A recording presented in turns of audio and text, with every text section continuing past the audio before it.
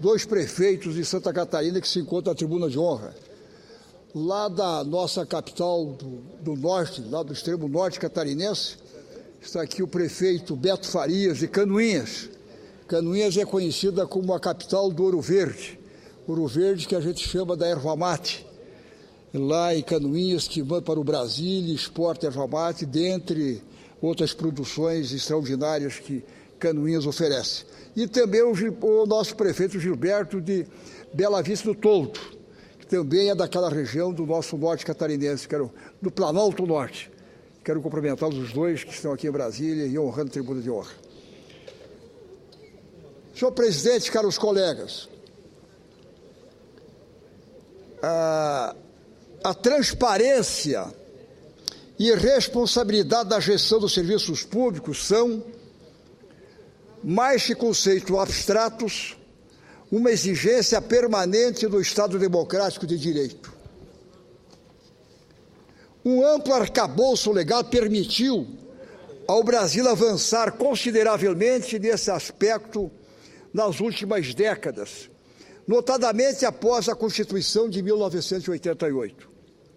Contudo, sempre podemos aprimorar nosso regramento. Com essa intenção, propusemos no ano passado o PLS 365 de 2013, que impõe novas obrigações na divulgação dos resultados financeiros de concessionárias e permissionárias de serviços públicos, cumprindo os requisitos essenciais de ampla publicidade que envolve o trato com a res pública.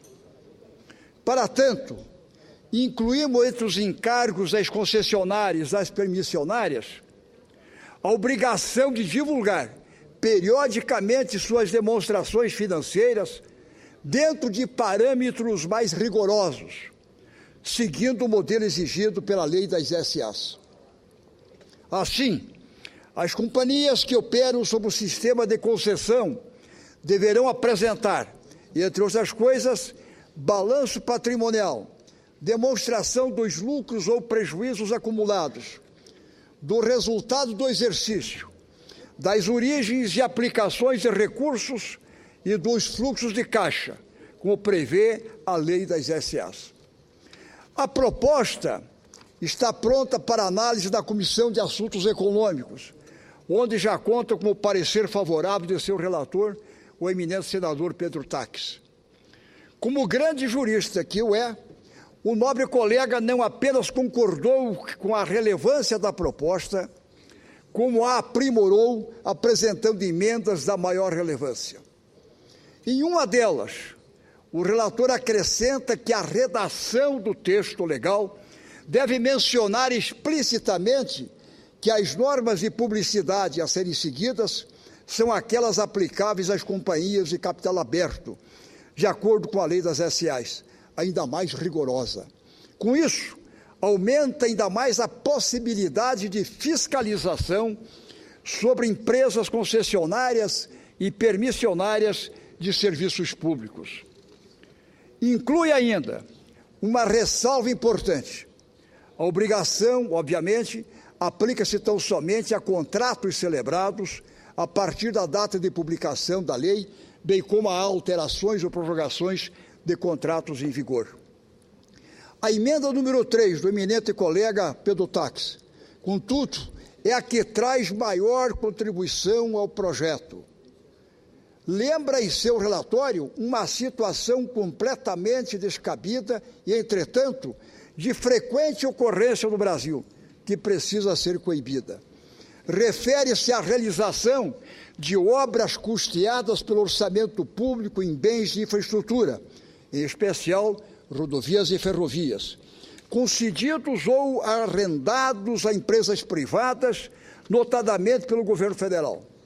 De acordo com o relator, só no período entre 2007 e 2011, senador Raupp, o governo federal gastou pelo menos 623 milhões de reais apenas com obras em ferrovias que foram concedidas ou arrendadas a empresas operadoras privadas. São obras que o DENIT faz com seus próprios meios, na malha ferroviária que está entregue à exploração direta, em regime de monopólio das empresas privadas concessionárias. O mesmo ocorre, em menor proporção, é claro, na parcela das rodovias já sob concessão privada. Também ocorre em estradas federais concessionadas para empresas privadas. E o governo federal colocar recursos, aprimorar e assim agregar mais lucros e rendas às empresas concessionárias, sem haver uma reavaliação desses valores ali aplicados. Essas obras, custeadas com recursos públicos, melhoram significativamente as condições de operação e lucratividade dessas empresas privadas. No entanto, não consta ter havido qualquer devolução ao poder concedente de nenhum centavo dos lucros provenientes dessa melhora nas condições de exploração que foi causada pelas obras pagas pela própria União. A prática fere uma série de princípios legais, inclusive constitucionais. Citando textualmente o relatório, abro aspas, por este artifício, socializam seus custos das obras de infraestrutura custeada pelos cofres públicos e privatizam seus ganhos auferidos pelo concessionário em regime de monopólio. Fecho aspas. É a citação do eminente senador Pedro Táxi. É claro que todo o poder concedente pode intervir nas condições de exploração da concessão para melhor adequá-la ao interesse público, especialmente em operações de longo prazo, como as rodovias e ferrovias, que apresentam grandes mudanças ao longo do seu ciclo de concessão. No entanto, senhor presidente, essa possibilidade não prescinde do recálculo e formalização do reequilíbrio econômico-financeiro do contrato administrativo mediante o termo aditivo correspondente. A medida proposta pelo senador Pedro Táxi não veda a possibilidade de obras. Obriga, antes, que quando a inserção da dotação da proposta ou lei orçamentária conste expressamente a informação